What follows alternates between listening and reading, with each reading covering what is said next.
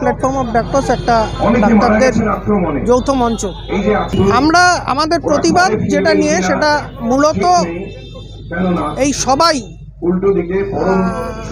মানে গত এক মাস ধরে 60-65টা এফআইআরে প্রায় 20-22 জন জুনিয়র এবং সিনিয়র ডাক্তারদের কলকাতার বিভিন্ন থানায় ডেকে পাঠিয়ে জিজ্ঞাসাবাদের নামে 3 ঘন্টা 4 ঘন্টা 5 ঘন্টা ধরে হয়রানি করা হচ্ছে এবং ডেটগুলো আচমকা জানানো হচ্ছে। একদিন দুদিন আগে এখন একজন চিকিৎসকের নানা রকম রোগীর প্রতি দায়বদ্ধতা থাকে, তাকে তার চেম্বার বা হাসপাতাল বন্ধ করে তাকে আসতে হচ্ছে।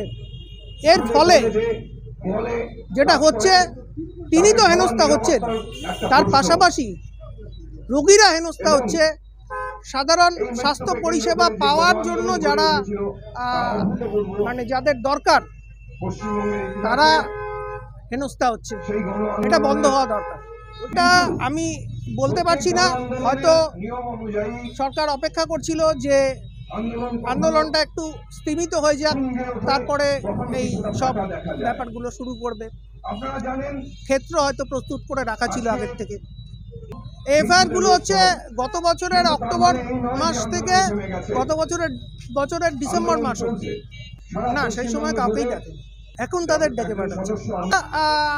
এই গত কদিন ধরে যে থানায় ডেকে পাঠাচ্ছে সেই থানার সামনে জমায়েত করছি।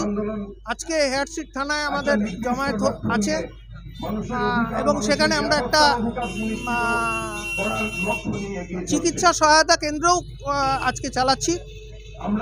3:30 থেকে যতক্ষণ না এই এদের জিজ্ঞাসাবাদ শেষ হবে ততক্ষণ অবধি এই সহায়তা কেন্দ্র চলবে।